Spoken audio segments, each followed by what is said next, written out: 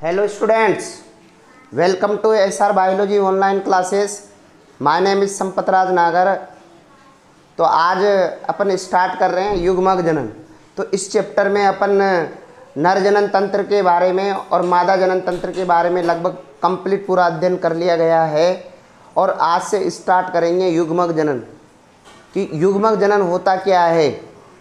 युग्मक जनन से मतलब है युग्मक प्लस जनन, मतलब जेनेसिस, मतलब युग्मकों के निर्माण। जो जनन अंग होते हैं, प्राथमिक जनन अंग होते हैं, उन प्राथमिक जनन अंगों में युग्मक निर्माण की प्रोसेस को बोला जाता है युग्मक जनन। कि युग्मक कहाँ का बनते हैं, जिस प्रकार से नर के जो वर्षण होते हैं, वर्षण के जो प्राथमिक जनन अंग होंगे उनमें शुक्र जनन की प्रक्रिया होगी और शुक्र जनन की प्रक्रिया के द्वारा शुक्राणु का निर्माण होगा। उसी प्रकार से अपन देखें मादा का जो अंडाशय है, अंडाशय में अंड जनन की प्रक्रिया होगी, अंड जनन की प्रक्रिया के द्वारा अंडाणु का निर्माण होगा। इस प्रकार से अपन देखते हैं युग्मक जनन का मतलब है जो जनन अंग हैं, जो जनद है, जो जनदों द्वारा या जनन अंगों में युग्मक निर्माण की प्रोसेस को क्या बोला जाता है, युग्मक जनन। और युग्मक जनन के दौरान क्या क्या कौन कौन सा विभाजन होता है। युग्मक जनन के दौरान समसूत्री विभाजन भी होता है और अर्धसूत्री विभाजन होता है। मियोसिस और माइटोसिस दोनों होगा। उसके फलस्वरूप अगुणित युग्मकों का निर्माण होगा। इस प्रकार से अपन बात करें अंडाशय और जो वर्षण होते हैं एक प्रकार की बहिस्रावी व अंतःस्रावी ग्रंथि के रूप में काम करती है। जो अंडाशय और वर्षण होता है वो बहिस्रावी अंतःस्राव मेनली अंतःस्रावी ग्रंथि के रूप में काम करती है, एंडोक्राइन ग्लैंड के रूप में काम करती है। जो युग्मक जनन होता है, युग्मक जनन होता है वो दो प्रकार का होता है, शुक्र जनन और अंड जनन। शुक्र जनन को अपन बोला जाता है स्पर्मेटोजेनेसिस और अंड जनन को बोला जाता है oogenesis। जो स्पर्मेटोजेनेसिस होता है उसमें क्या होगा, वर्षण द्वारा शुक्राणुओं का निर्माण करना स्पर्मेटोजेनेसिस कहलाता है। अंड जनन मीन्स क्या हो जाएगा, अंडाशय द्वारा अंडाणुओं के निर्माण की प्रोसेस को क्या बोला जाता है, अंड जनन कहा जाता है। अब जो युग्मक जनन होगा वो हमेशा तीन प्रावस्थाओं में संपन्न होगा। पहले उसका गुणन प्रावस्था आएगी, फिर उसकी वृद्धि प्रावस्था आएगी, फिर उसका परिपक्वन प्रावस्था आएगी। इस प्रकार से तीन प्रावस्थाओं में युग्मक जनन प्रोसेस कंप्लीट होगी। जैसे अपन बात करें गुणन का मतलब होता है पहले उनकी कोशिकाओं में गुणन होगा, मल्टीप्लिकेशन होगा, मीन्स उनकी संख्याओं में बढ़ोतरी होगी। संख्याओं में बढ़ोतरी करने के बाद उनमें से क्या होगा, आकार में बढ़ोतरी होगी। आकार में बढ़ोतरी करके फिर वो एक विशिष्ट प्रकार के एक स्पेशलाइजेशन हो जाएगा और स्पेशलाइजेशन होकर के उन कोशिकाओं के द्वारा फिर शुक्राणुओं का और अंडाणुओं का निर्माण होगा। इस प्रकार से अपन देखें कि शुक्र जनन के बारे में अलग के बारे में अपन डिटेल देखेंगे और अंड जनन के बारे में अलग डिटेल देखेंगे। तो अपन बात करते हैं युग्मक जनन होता क्या है। क्या युग्मक जनन होता क्या है, जिसे अपन बोला जाता है गैमेटोजेनेसिस। गैमेटोजेनेसिस क्या होता है, जनदों या गोनाड्स द्वारा या बात करें प्राथमिक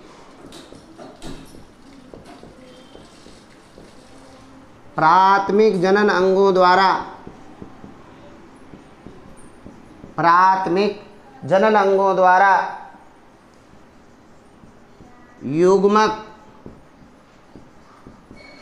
युग्मक निर्माण की प्रक्रिया को युग्मक निर्माण की प्रक्रिया को युग्मक निर्माण की प्रक्रिया को युग्मक जनन कहते हैं। युग्मक जनन कहते हैं। और युग्मक जनन के दौरान युग्मक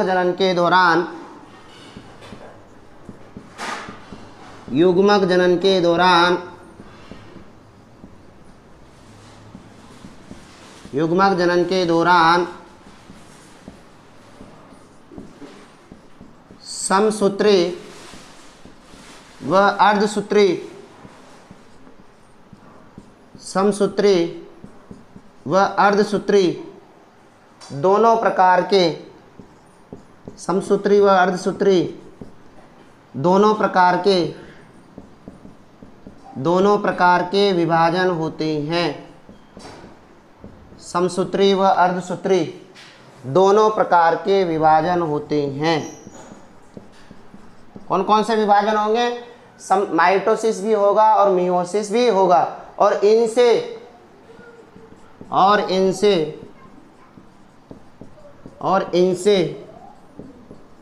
अगुणित युग्मकों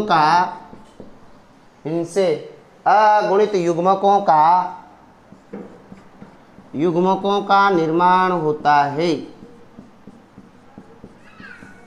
इनसे अगुणित युग्मकों का निर्माण होता है। इस प्रकार से आप कह सकते हो कि जो गोनाड्स होते हैं उनमें क्या होगा, युग्मक निर्माण की प्रोसेस होगी, उसको आप युग्मक जनन बोलेंगे। और युग्मक निर्माण के दौरान कौन कौन सा डिवीजन होता है? युग्मक निर्माण के दौरान समसूत्री व अर्धसूत्री दोनों प्रकार का विभाजन होगा, और जिससे हैप्लॉइड युग्मक का निर्माण होगा। अब आगे देखते हैं युग्मक जनन के प्रकार। युग्मक जनन के प्रकार।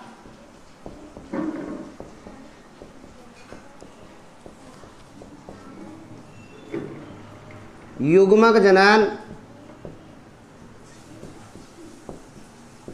दो प्रकार का होता है।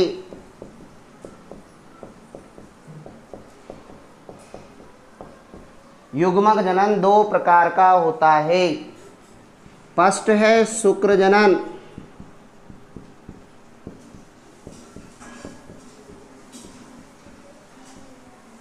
जिसे स्पर्मेटोजेनेसिस बोला जाता है। स्पर्मेटोजेनेसिस में क्या होगा, जो भी प्राथमिक लैंगिक जनन है वर्षण द्वारा शुक्राणु का निर्माण होता है। वर्षण द्वारा शुक्राणु का निर्माण होता है। अंडजनन, अंडजनन को oogenesis बोला जाता है। अंडजनन को क्या बोला जाएगा? oogenesis बोला जाएगा। और oogenesis क्या होगा? अंडाशय द्वारा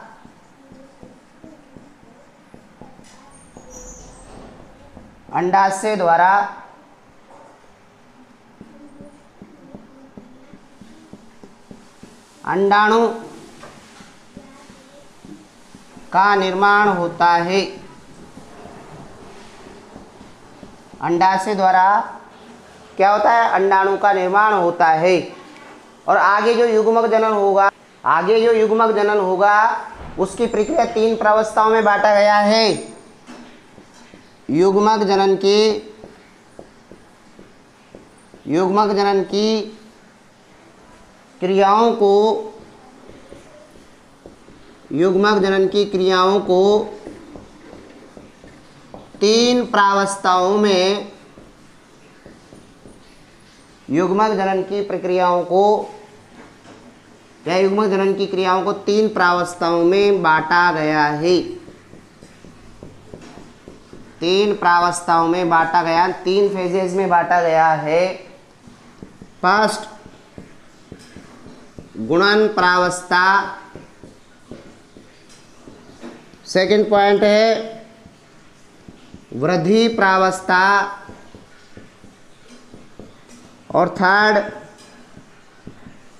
परिपक्वन प्रावस्था, जिसे आप बोले multiplication phase.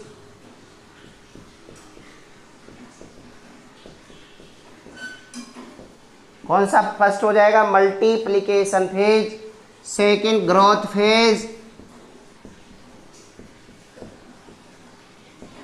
Third maturation phase.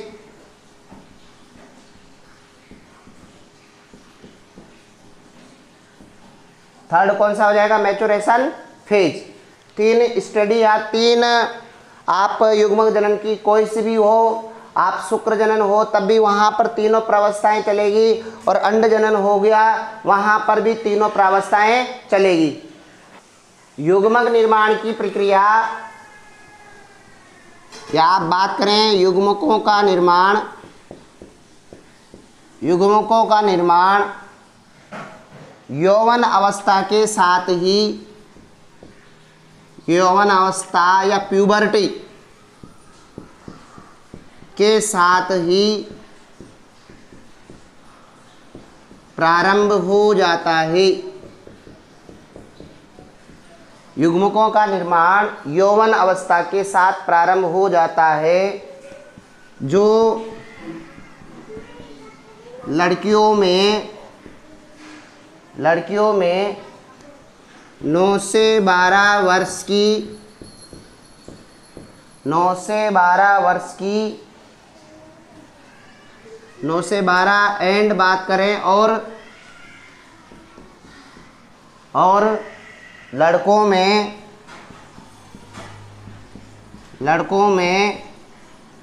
11 से 13 वर्ष की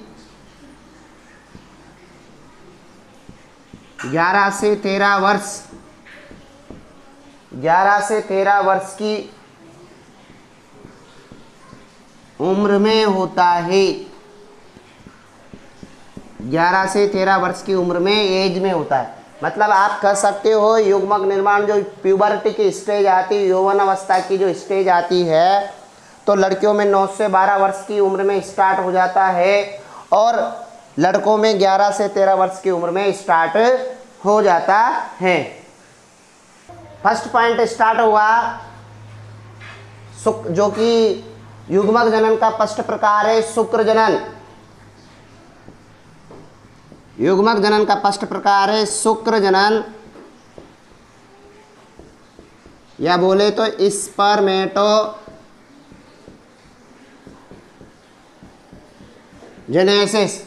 इसमें क्या होगा, वर्षण की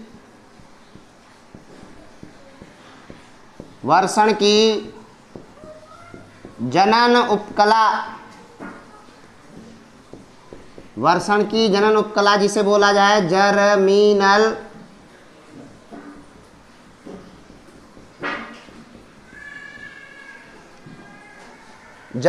एपिथीलियम में जनन उपकला कोशिकाओं की बात करो, जनन उपकला कोशिकाओं में, जनन उपकला कोशिकाओं में समसूत्री व अर्धसूत्री, जिसे अपन बोले माइटोसिस और मियोसिस, समसूत्री व अर्धसूत्री विभाजन द्वारा, समसूत्री व अर्धसूत्री विभाजन द्वारा शुक्राणुओं का, समसूत्री व अर्धसूत्री विभाजन द्वारा शुक्राणुओं का निर्माण करना, समसूत्री व अर्धसूत्री विभाजन द्वारा शुक्राणुओं का निर्माण करना, शुक्राणुओं का निर्माण करना क्या कहलाएगा, शुक्र जनन, शुक्र जनन कहलाता है। क्या कहलाएगा, शुक्र जनन कहलाएगा। तो क्या होगा आगे, शुक्र जनन का आरेख है। अब इस शुक्र जनन में आपको 3 प्रावस्थाएं नजर आ रही है, 3 प्रावस्थाएं हैं, जिसमें फर्स्ट प्रावस्था गुणन प्रावस्था, सेकंड प्रावस्था वृद्धि प्रावस्था जिसे ग्रोथ फेज बोला है, थर्ड प्रावस्था मैचुरेशन फेज बोला गया है। ऐसे शुक्र जनन होता है ना, वो मेन ऐसे 2 चरणों में बटा होता। पहले स्पर्मेटिड का निर्माण होगा, पहले क्या होगा, यहाँ से यहाँ तक का अलग फेज है, मतलब स्पर्मेटोगोनिया से मतलब प्राइमरी जर्म सेल से, और स्पर्मेटिड के निर्माण को एक अलग अवस्था है, और स्पर्मेटिड से वापस शुक्राणु का निर्माण, क्या स्पर्मेटिड से शुक्राणु का निर्माण अलग प्रोसेस है। तो यहाँ पर आपको 2 प्रोसेस हैं। फर्स्ट प्रोसेस है कि इस फॉर्मेशन ऑफ स्पर्मेटिड का निर्माण। सेकंड फॉर्मेशन है शुक्र कायांतरण, कि स्पर्मेटिड से किस प्रकार से शुक्राणु का निर्माण होता है। तो आपकी दो प्रोसेस आपको देखने को मिलेगी कि जो शुक्र जनन होता है वो शुक्र जनन दो स्टेप में कंप्लीट होता है। पहला स्पर्मेटिड का निर्माण, दूसरा शुक्र कायांतरण। जो स्पर्मेटिड का निर्माण होगा वो 3 चरणों में संपन्न होगा, जिसे बोला जाता है पहला गुणन परावस्था, सेकंड है ग्रोथ फेज और third maturation phase. Normally 3 phase ही होती है, शुक्र जनन हो अंड जनन हो 3 फेज में होता है, लेकिन इसमें क्या होता है पहले स्पर्मेटिड बनता है फिर स्पर्म बनता है। तो गुणन जो परावस्था है, गुणन परावस्था में क्या होगा, जो प्राइमरी जर्म सेल है उस प्राइमरी जर्म सेल में मल्टीप्लिकेशन डिवीजन होगा। प्राइमरी जो जर्म सेल है उसमें क्या होगा, समसूत्री विभाजन होगा। यहाँ पर भी दोनों में माइटोसिस होगा। प्राइमरी जर्म सेल में क्या होगा, माइटोसिस होगा, और माइटोसिस के थ्रू क्या होगा, समसूत्री विभाजन के द्वारा कोशिकाओं में गुणन होगा, कोशिकाओं में संख्या में वृद्धि होगी, जिससे कि बहुत सारे स्पर्मेटोगोनिया का निर्माण होगा। ऐसे गुणन का मतलब ज़्यादा से ज़्यादा बनना, तो यहाँ पर अनेक स्पर्मेटोगोनिया का निर्माण होगा। जितने भी स्पर्मेटोगोनिया बनेंगे वह सब वृद्धि प्रावस्था में प्रवेश करेंगे, सभी में डबल वृद्धि होगी, दोगुनी वृद्धि होगी, जिससे कि उनका आकार में बढ़ोतरी हो जाएगी, और इससे वो स्पर्मेटोगोनिया आकार में वृद्धि करके किसका फॉर्मेशन कर रहा है, प्राइमरी स्पर्मेटोसाइट का निर्माण कर रहा है। किसका निर्माण कर रहा है, प्राइमरी स्पर्मेटोसाइट का निर्माण कर रहा है। अब ये प्राइमरी स्पर्मेटोसाइट में फिर क्या होगा, मियोसिस होगा। प्राइमरी स्पर्मेटोसाइट में क्या होगा, मियोसिस होगा, और मियोसिस के थ्रू क्या होगा, फिर मियोसिस फर्स्ट होगा और फिर मियोसिस सेकंड होगा। पहले जो मियोसिस फर्स्ट होगा उसको बोला जाता है रिडक्शन डिवीजन। अर्धसूत्री विभाजन को रिडक्शन डिवीजन, न्यूनकारी विभाजन भी कहा जाता है। क्या बोला जाता है, न्यूनकारी विभाजन कहा जाता है। न्यूनकारी का मतलब है गुणसूत्रों की संख्या को आधा करने वाला विभाजन। न्यूनकारी विभाजन से मतलब है जो गुणसूत्रों की संख्या को आधा करे। यहाँ पर गुणसूत्रों की संख्या आधी हो जाती है, मतलब प्राइमरी स्पर्मेटोसाइट से जो सेकेंडरी स्पर्मेटोसाइट बनता है उसमें गुणसूत्रों की संख्या आधी हो जाती है। अब प्राइमरी जो स्पर्मेटोसाइट से सेकेंडरी oocyte बना है, सेकेंडरी जो स्पर्मेटोसाइट बना है उस सेकेंडरी स्पर्मेटोसाइट में मियोसिस सेकंड होगा। सेकेंडरी स्पर्मेटोसाइट में क्या होगा, मियोसिस सेकंड होगा, जिसके फलस्वरूप एक अचल गोल स्ट्रक्चर का निर्माण होगा जिसे स्पर्मेटिड कहा जाता है। तो ध्यान में रखना, गुणन प्रावस्था, वृद्धि प्रावस्था, परिपक्वन अवस्था, जो शुक्र जनन होता 3 स्टेप में, वो शुक्र स्पर्मेटिड के निर्माण के लिए संपन्न होता है। फिर स्पर्मेटिड में क्या होता है, शुक्र कायांतरण होता है।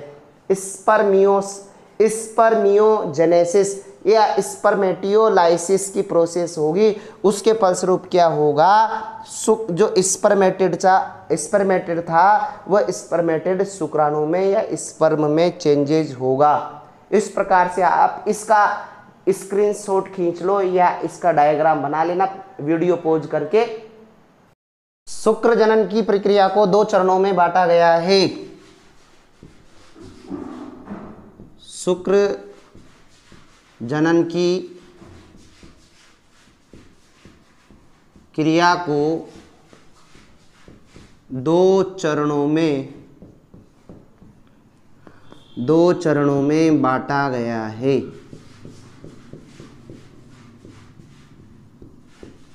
कौन कौन से 2 चरण है, पहला है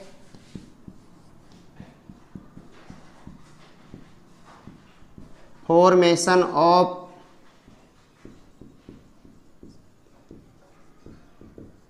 स्पर्मेटिड। किसका, स्पर्मेटिड का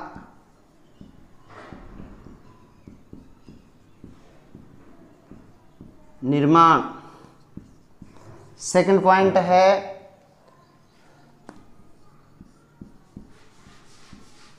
स्पर्मेटिड का शुक्राणु में कायांतरण, स्पर्मेटिड का शुक्राणु में कायांतरण मीन्स शुक्र कायांतरण,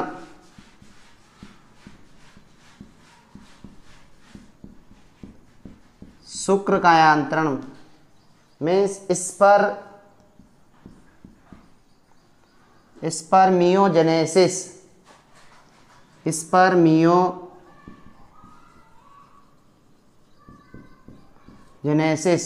या स्पर्मेटियोलाइसिस, स्पर्मेटियोलाइसिस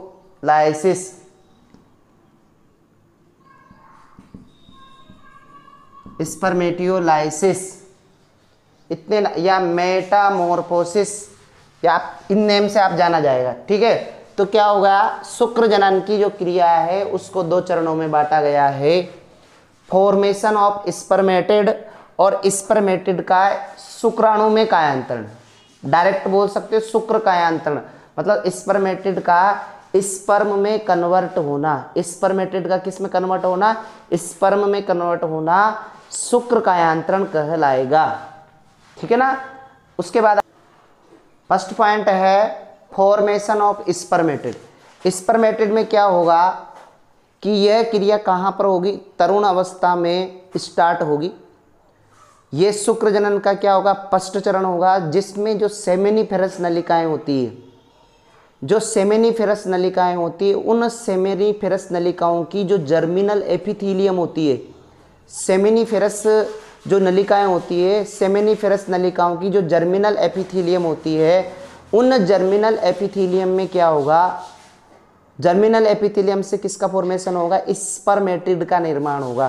क्या होगा, स्पर्मेटिड का निर्माण होगा। और इस स्पर्मेटिड के निर्माण को अपन क्या बोला जाता है, शुक्राणु पूर्वी जनन। क्या बोला जाता है, शुक्राणु पूर्वी जनन या स्पर्मेटिड का निर्माण बोला जाता है। और इस स्पर्मेटिड का जो फॉर्मेशन होगा उस दौरान क्या होगा कि जो स्पर्मेटिड जो बनता है वो स्पर्मेटिड गोल होगा, अचल होगा, पूंछ रहित होगा।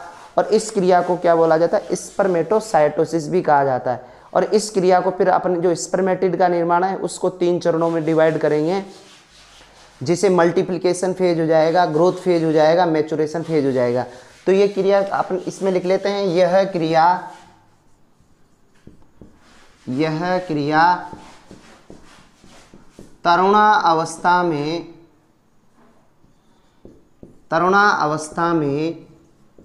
प्रारंभ होती है। यह क्रिया तरुण अवस्था में प्रारंभ होती है।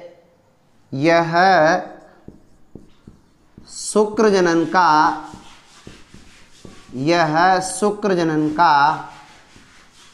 प्रथम चरण है।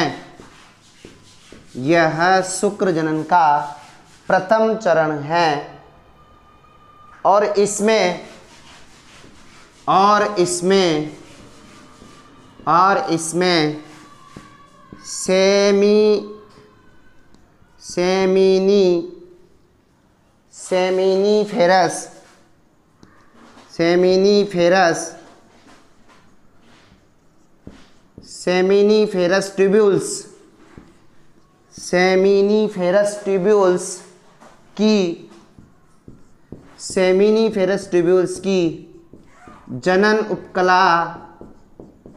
सेमिनिफेरस ट्यूब्यूल्स की जनन उपकला से स्पर्मेटिड का निर्माण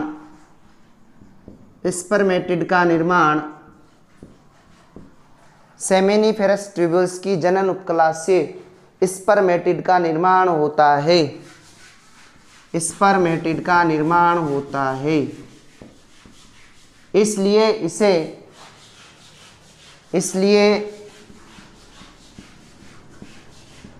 इसे शुक्राणु पूर्वी जनन, इसलिए इसे शुक्राणु पूर्वी जनन कहा जाता है। क्या कहा जाता है, शुक्राणु पूर्वी जनन कहा जाता है। और इस शुक्राणु पूर्वी जनन के दौरान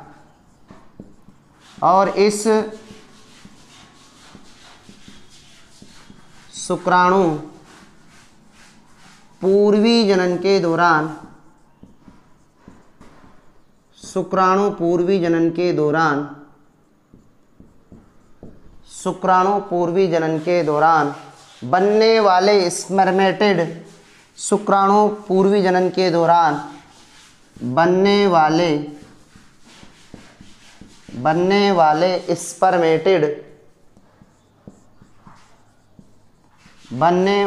स्पर्मेटिड गोल कोमा अचल और पूंछ रहित होते हैं। स्पर्मेटिड गोल कोमा अचल और पूंछ रहित होते हैं। इस क्रिया को स्पर्मेटोसाइटोसिस भी कहते हैं। इस क्रिया को स्पर्मेटोसाइटोसिस भी कहते हैं। क्या बोला जाता है? एक तो तरुणावस्था में स्टार्ट होगी और कहाँ पर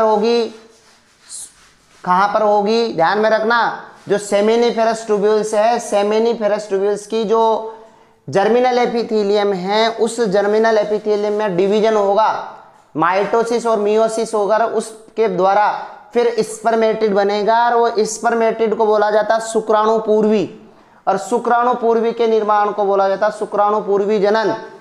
और इस शुक्राणु पूर्वी जनन के दौरान बनने वाला जो भी स्पर्मेटिड होगा वो अचल होगा, पूंछ रहित होगा और गोल होगा। और इस क्रिया को क्या होगा? इस क्रिया को स्पर्मेटोसाइटोसिस भी कहा जाता है। शुक्राणु पूर्वी जनन या फॉर्मेशन ऑफ स्पर्मेटिड को 3 चरणों में बांटा गया है। या आप बोल सकते हो इस क्रिया को निम्न 3 चरणों में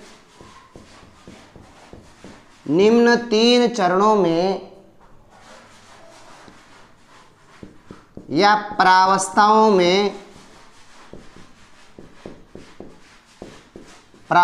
में बांटा गया है। 3 चरणों में या प्रावस्थाओं में बांटा गया है, या 3 प्रावस्थाएं पाई जाती है। तो अपन ने नेम लिख चुके हैं।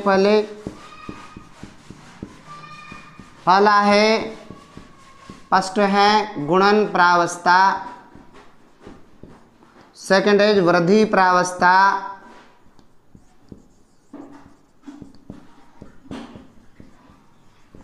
थर्ड परिपक्वन प्रावस्था।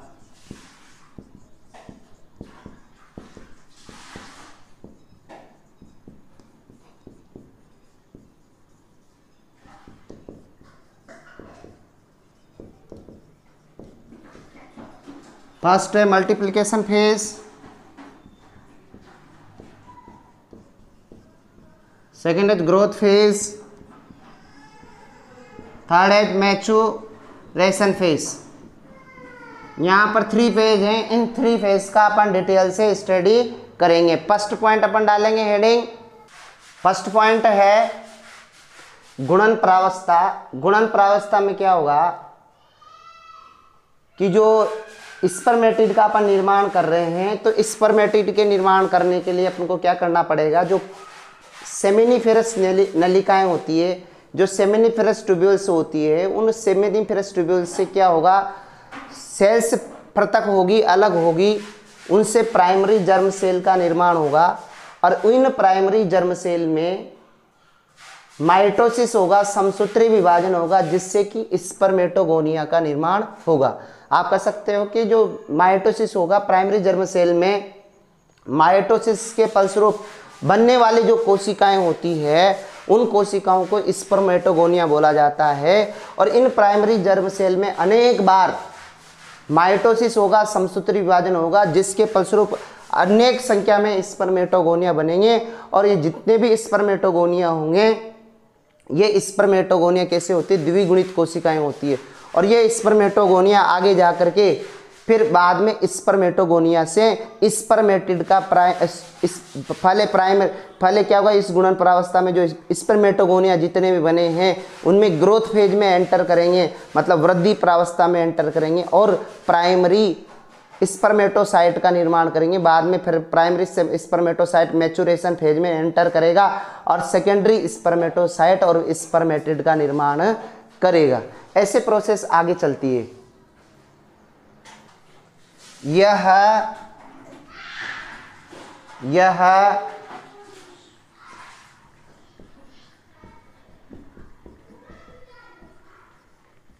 शुक्राणु पूर्वी जनन या बात करें शुक्र जनन की द्वितीय अवस्था है। कौन सी अवस्था है, द्वितीय अवस्था है। इस अवस्था में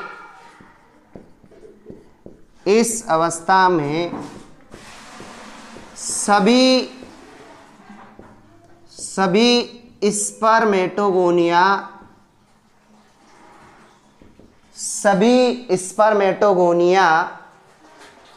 आकार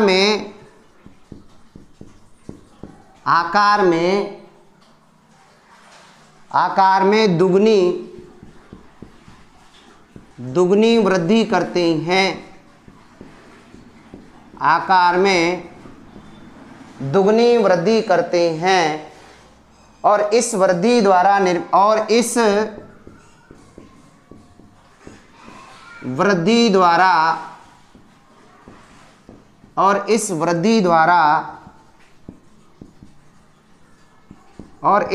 द्वारा निर्मित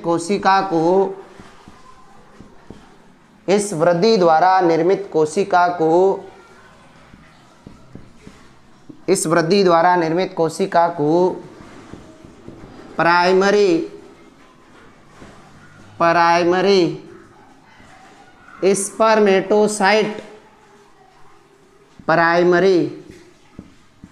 स्पर्मेटोसाइट कहते हैं। दुगनी वृद्धि करने के फलस्वरूप जो निर्मित कोशिका होती है उसको क्या बोला जाता है, प्राइमरी स्पर्मेटोसाइट कहा जाता है। क्या बोला जाता है, प्राइमरी स्पर्मेटोसाइट कहा जाता है। वृद्धि प्रावस्था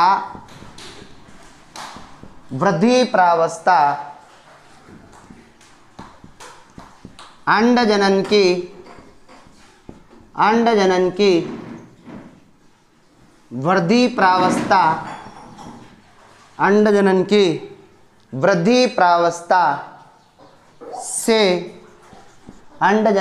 वृद्धि प्रावस्था से कम अवधि की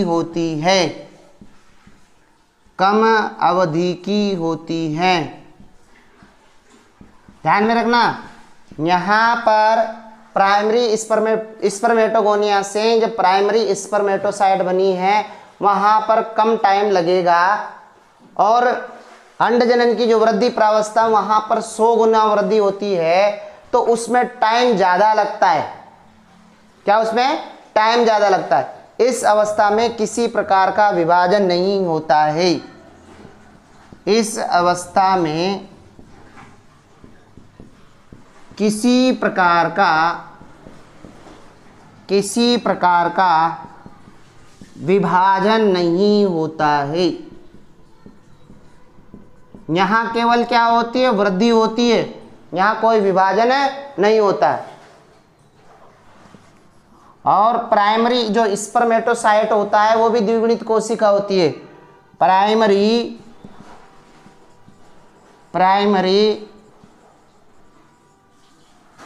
स्पर्मेटोसाइट भी द्विगुणित कोशिका होती है।